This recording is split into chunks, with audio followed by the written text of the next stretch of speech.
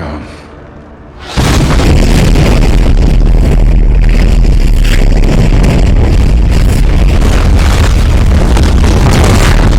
हाँ तो भाई और बहनों, कैसे हो आप लोग। आज मैं आप लोगों के लिए लाया हूँ जेम्स बॉन्ड सीरीज की अगली movie James Bond the Spectre का एक्सप्लेनेशन। गाइस, इस सीरीज के बाद अब मैं आयरन मैन सीरीज को एक्सप्लेन करने वाला हूँ। तो जिसने भी मेरे चैनल को सब्सक्राइब नहीं किया वो फटाफट से मेरे चैनल को सब्सक्राइब कर मारो और बेल आइकन को भी टर्न करके बजा देना। तो भैया, इस पार्ट की शुरुआत होती है पिछले पार्ट की एंडिंग से, जहाँ अपना बॉन्ड सिल्वा को मार देता है, पर गोली लगने की वजह से अपनी एम भी उधर निपट जाती है। अब एम बॉन्ड के लिए कुछ ऐसा छोड़ के गई थी जिसके लिए बॉन्ड जाता है मेक्सिको सिटी के the day of dead festival में, जहाँ सब के सब अपने चेहरे पर एक मास्क लगा के घूमते हैं और इन हड्डी के ढांचों वाले कपड़े पहन के घूम रहे हैं। कौन मनाता है बे ऐसा फेस्टिवल है? और बॉन्ड को तो कोई भी पहचान लेगा बे, जहाँ लड़की वहाँ साला ये बॉन्ड। अब वहाँ से अपना बॉन्ड जाता है कुछ आतंकवादियों की बातें सुनने। वहाँ ये टेररिस्ट एक बॉम्बिंग की प्लान करते हैं, पर अपना बॉन्ड वहाँ जा करके उन लोगों को निपटा देता है। अब जहाँ अपना बॉन्ड जाए वहाँ ऐसा तो हो ही नहीं सकता बे कि तबाही ना हो, तो इसलिए उधर भी खतरनाक वाली तबाही होती है। पर ये जो मेन टेररिस्ट रहता है ना, मार्कोस कियारा, ये वहाँ से भाग निकलता है और ये मार्को अपने लिए एक हेलीकॉप्टर भी मंगवा लेता है। पर अपना बॉन्ड उसका पीछे करते करते उसके हेलीकॉप्टर में घुस जाता है और उधर इन दोनों में तगड़ी वाली फाइट होती है। फिर थोड़ी देर बाद अपना बॉन्ड मार्को को हेलीकॉप्टर से नीचे फेंक देता है। अब ये पायलट भी बॉन्ड के साथ होशियारी दिखाता है, पर अपना बॉन्ड इसे भी नीचे फेंक देता है और हेलीकॉप्टर लेके वहाँ से निकल जाता है। अब बॉन्ड के पास मार्को की एक रिंग आ जाती है जिसपे ऑक्टोपस बना हुआ था। ऑक्टोपस? पर यार ऑक्टोपस क्यों बना हुआ था? चलो आगे देखते हैं। अब जैसे ही बॉन्ड लंदन वापस आता है, वहाँ उसे मिलता है गैरेथ मेलरी, जो अब एम की जगह MI6 का हेड है। वो बॉन्ड को बहुत ही ज्यादा गालियां सुनाता है और उसे कहता है कि बिना किसी को बताए तू मेक्सिको जाकर के इतना बड़ा कांड करके कैसे आ गया। अब वो बॉन्ड से पूछता है कि बता आखिर कारण क्या था जिसकी वजह से तू मेक्सिको जाकर के इतना बड़ा कांड करके आया है। तो बॉन्ड उसे कुछ नहीं बताता। ये देखने के बाद भाई मजबूरन अपने मेलरी को उसे टेम्परेरी टाइम के लिए सस्पेंड करना पड़ता है। अब वहाँ आता है ये बंदा जिसका नाम है मैक्स, जो प्राइवेट जॉइंट इंटेलिजेंस सिक्योरिटी का हेड है। इसको अपना मेलरी ना कुछ खास पसंद नहीं करता, क्योंकि ये चाहता है कि MI6 के स्पेशल 007 यानी अपने बॉन्ड के फील्ड एजेंट वाले प्रोग्राम को बंद कर दिया जाए, क्योंकि ये एक आउटडेटेड प्रोग्राम हो गया है। और ब्रिटेन ही नहीं बल्कि सारे के सारे देश एक global surveillance and intelligence initiative 9 eyes से जुड़ जाए, ताकि सारे के सारे एजेंट्स और सबकी सारी की सारी इन्फॉर्मेशन ट्रैक की जा सके। अब बॉन्ड आता क्यू के पास, वहाँ उसके ब्लड में माइक्रोचिप्स डाली जाती ताकि MI6 बॉन्ड को हर वक्त ट्रेस कर सके कि वो कहाँ जाकर के तबाही फैला रहा है। अब क्यू बॉन्ड को जलाने के लिए उसे एक मस्त सी एस्टन मार्टिन दिखाता, जो बॉन्ड को नहीं दी जाएगी, क्योंकि इसको जो भी कार दी जाती है ये साला उसको फोड़ फाड़ देता है। अब अपना बॉन्ड अगले दिन बिना किसी को कुछ बताए इस एस्टन मार्टिन को वहां से लेकर के निकल जाता है और क्यों सोचता है लौड़े लग गए। अब बॉन्ड मेलरी के मना करने के बाद भी पहुंच जाता है मेक्सिको, मार्को जिसको इसने हेलीकॉप्टर से फेंका था उसके फ्यूनरल में। वहां बॉन्ड को मिलती है मार्को की वाइफ जिसका नाम है लूसिया। अब लूसिया को ना कुछ लोग घेरे हुए खड़े थे, तो ये देख करके बॉन्ड समझ जाता है कि इसकी जान खतरे में है। अब रात को जैसे ही लूसिया घर पहुंचती है, कुछ लोग उसे मारने आते हैं, पर अपना बॉन्ड वहां आ जाता है और उसे बचा लेता है।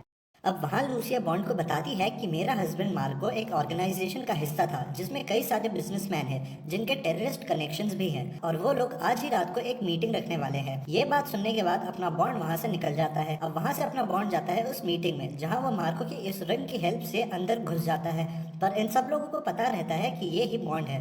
अब अंदर जाने के बाद बॉन्ड देखता है कि भाई वहाँ पर तो एक भयंकर सी सभा लगी हुई है और सभी देश के बड़े बड़े बिजनेसमैन बैठे हुए हैं, सारे के सारे साले हरामी लोग रहते हैं। अब वहाँ मार्को के मरने के बाद ये सांड उसकी जगह ले लेता है। अब थोड़ी देर बकचोदी करने के बाद इन सब का मेन बॉस फ्रांस ओबरहाउस पेल किंग को मारने की बात करता है और फिर बॉन्ड को पुकारता है, और बॉन्ड समझ जाता है कि बेटा भाग लो यहाँ से, और अपना बॉन्ड वहाँ से जैसे तैसे करके अपनी जान बचा के वहाँ से निकल जाता है। अब उसके पीछे रहता है ये सांड। अब ये सांड अपने बॉन्ड को बहुत गंदे तरीके से चेस करता है, पर अपना बॉन्ड आखिर में इस सांड को चकमा देके वहाँ से निकल जाता है। अब मनी पेनी बॉन्ड को बताती है कि पेल किंग मिस्टर वाइट ही है, जो पहले इस ऑर्गेनाइजेशन का हिस्सा था, पर किसी कारण से इसे छोड़ के कहीं भाग गया है। गाइस, अगर तुम लोगों को नहीं पता मिस्टर वाइट के बारे में, तो मैंने बॉन्ड सीरीज के पिछले पार्ट्स में बताया है, आप जाके उन्हें देख सकते हो।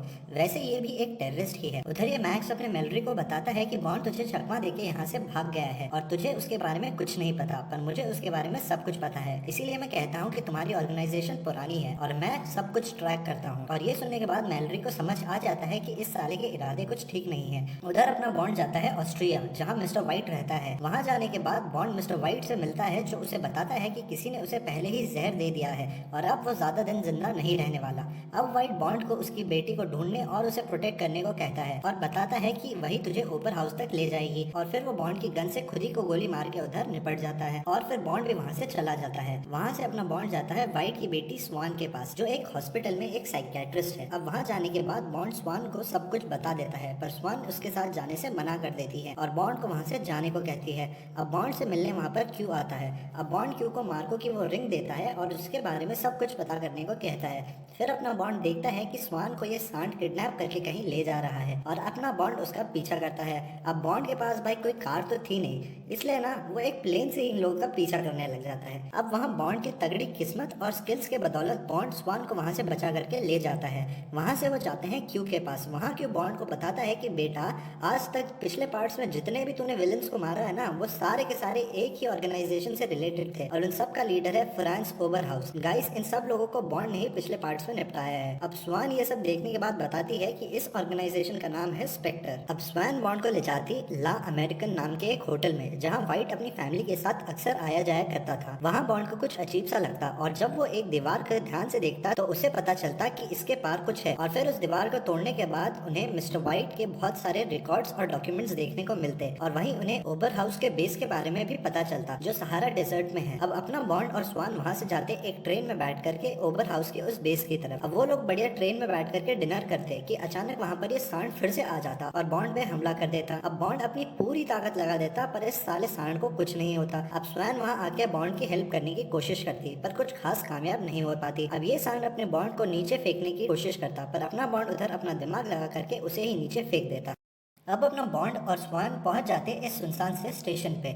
वहाँ थोड़ी देर बाद एक रॉल्स रॉयस इन्हें लेने आती और दोनों पहुंच जाते ओबर हाउस के बेस पे, जहाँ इनका बहुत ही अच्छे से स्वागत होता। वहाँ बॉन्ड को उसके बचपन का एक फोटो भी मिलता।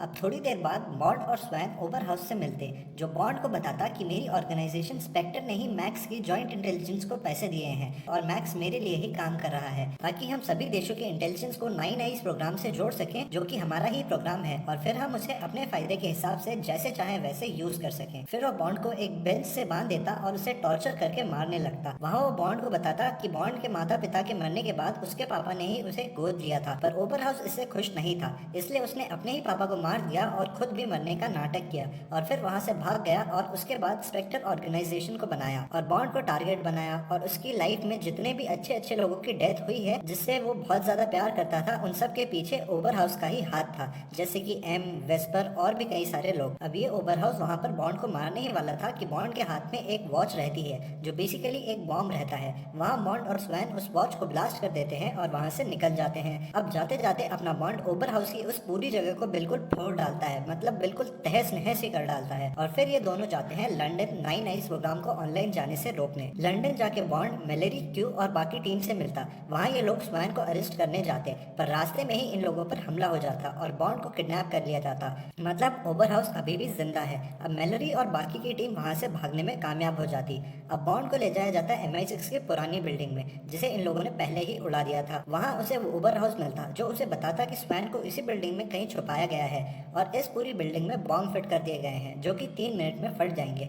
अब तू स्वैन को बचा सकता है तो बचा ले। उधर अपना मेलेरी क्यू के साथ जाता है मैक्स के पास और वहाँ जाके नई इस प्रोग्राम को ऑनलाइन जाने से रोक लेता है। फिर ये मैक्स मेलेरी को मारने की कोशिश करता है, पर बेचारा खुद ही नीचे गिर करके निपट जाता है। उधर बॉन्ड स्वैन को ढूंढने में कामयाब हो जाता है और दोनों सेफली उस बिल्डिंग से निकलने में कामयाब हो जाते हैं। अब अपना बॉन्ड देखता है कि ओबर हाउस हेलीकॉप्टर से कहीं भाग रहा है, तो बॉन्ड उस बोट में खड़े खड़े ही उसके हेलीकॉप्टर के इंजन पे गोली मार के उसे क्रैश करवा देता है। अब बॉन्ड ओबर हाउस के पास जाता। वहाँ ओबर हाउस बॉन्ड को उसे गोली मार के खत्म करने को कहता, पर बॉन्ड उसे नहीं मारता और एम को उसे अरेस्ट करने देता। फिर बॉन्ड अपनी एस्टन मार्टिन लेके स्वैन के साथ वहाँ से निकल जाता और मूवी की हो जाती है हैप्पी एंडिंग। अब मैं आयरन मैन सीरीज को एक्सप्लेन करूंगा, तो मिलते हैं नेक्स्ट वीडियो में।